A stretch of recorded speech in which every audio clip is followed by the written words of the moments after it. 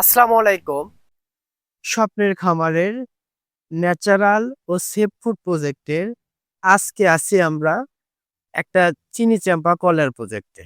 আমার হাতের কাছে যে কলাটা দেখতে পাচ্ছেন, এই কলাটা এখনো কাঁচা কিন্তু মোটামুটি পরিপক্ক আরকি। এই কলা এখনো দেখতে সবুজ। সবগুলা গাছেই মোটামুটি অনেক সুন্দর ফল আসছে।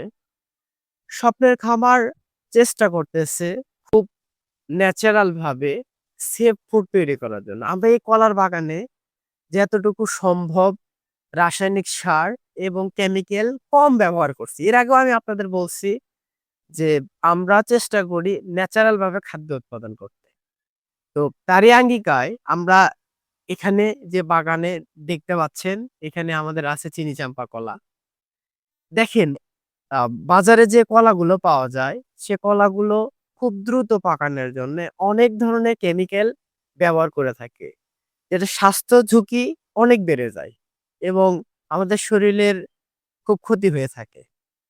এই কাঁচা কলা যখন পাকে, একটু পরিপক্ক কলা হলে দেখবেন একটু আস্তে পাকলেও মানে ধীরে, ধীরে পাকলেও এটা গ্র্যাজুয়ালি পেকে যায়। কিন্তু আমরা কিছু অসাধু ব্যবসায়ী এবং কিছু কলা বাগানের মালিকগুলা কি করে, এই কলাগুলা দ্রুত পাকানোর জন্য ক্ষতিকর পদার্থগুলো ব্যবহার করে।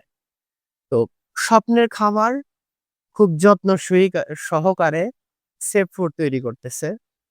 তো এই কলাগুলো আমরা চেষ্টা করতেছি ন্যাচারাল ভাবে উৎপাদন করার জন্য।